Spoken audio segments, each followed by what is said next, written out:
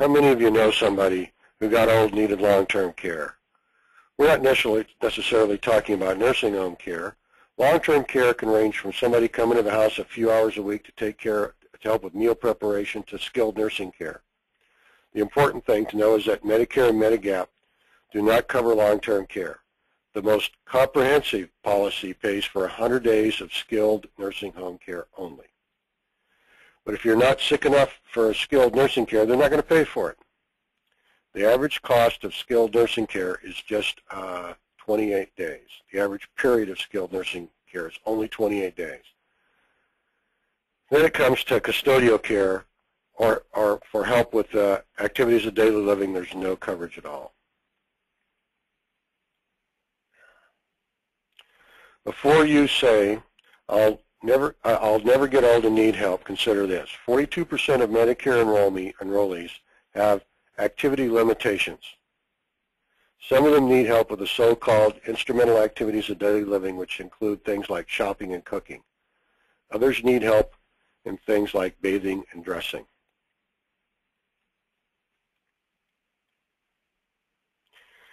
Here we see the causes of activity limitations. At every age level, the most common cause is arthritis, followed by heart problems. And these become worse with age. Dementia has a relatively low occurrence for the 65 to 74 age group, but it becomes more prevalent as people enter their 80s and 90s. When you're healthy and active in your 60s, it's hard to imagine not being able to bathe or dress yourself, but it's just a fact of life for people that they need help as they get older. Nearly half of all people over 85 have some difficulty walking, and this in itself can limit the things you can do for yourself. For most people,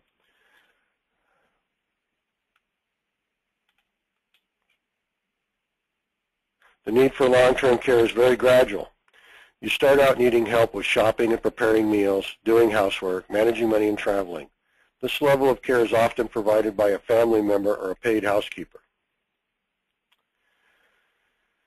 Then you get to where you're having difficulty with these essential activities of daily living: eating, bathing, dressing, going to the bathroom, transferring from a bed to a chair, and maintaining continence.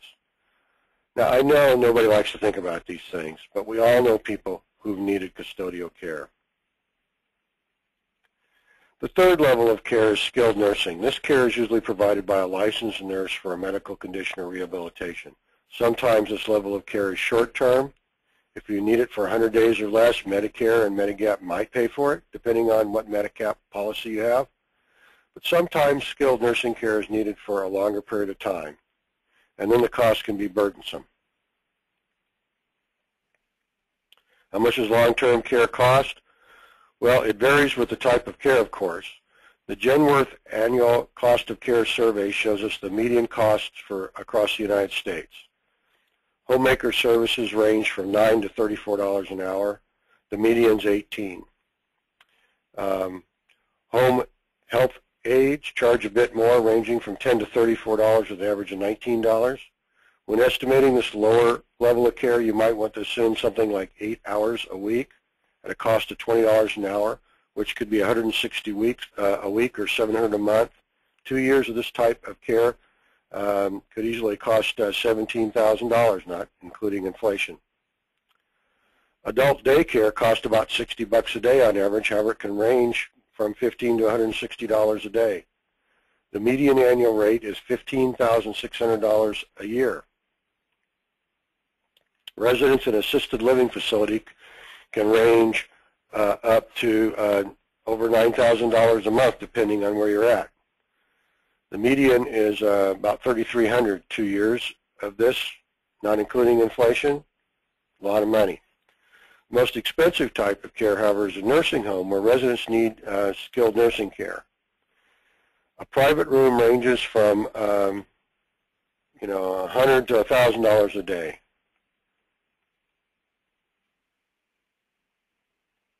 None of us want to think about getting old and needing long-term care, but there's some very compelling reasons why you need to.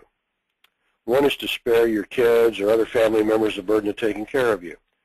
They might not mind doing your shopping or paying your bills, but if you need constant supervision or help with bathing or dressing, that's way beyond the call of duty for even the most devoted son or daughter.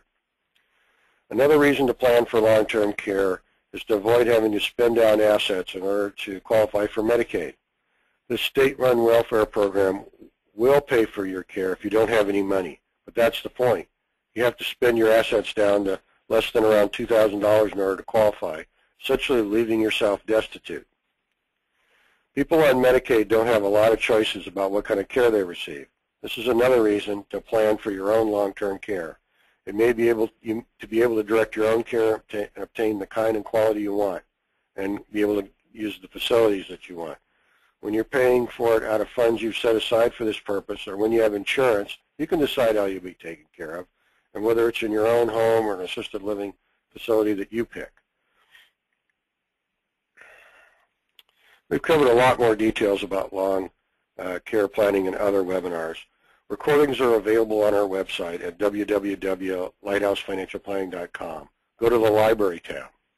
On June 7th of last year, we did an insurance planning webinar, and sections of it are about long-term care.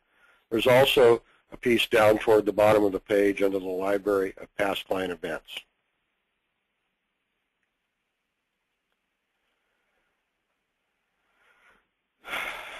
There's a lot more to say about planning for long-term care, but our time's nearly up. So I'll leave you with 3 reminders that relate back to the key points I talked about at the beginning of this presentation. Reminder number 1 is to enroll in Medicare on time. Know which enrollment period applies to you, whether you need to sign up at 65 or you can wait till your group coverage ends, and enroll when you need to in order to avoid penalties and gaps in coverage. Reminder number 2 is to shop carefully for private insurance to go with Medicare. Evaluate your options and choose the drug plan, Medigap policy, or Medicare Advantage plan that offers the coverage you need at a price you can afford. Don't be one of those people who pay too much for private insurance just because they don't know any better. And finally, plan now for higher health care costs in retirement.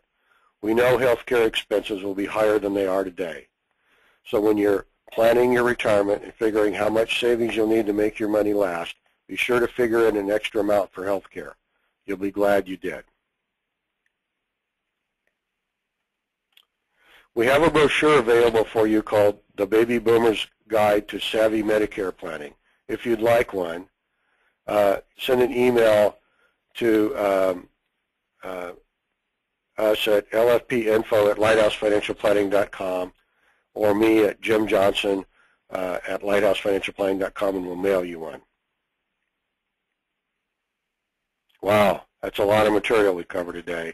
This is not simple. And if you have questions, please email me at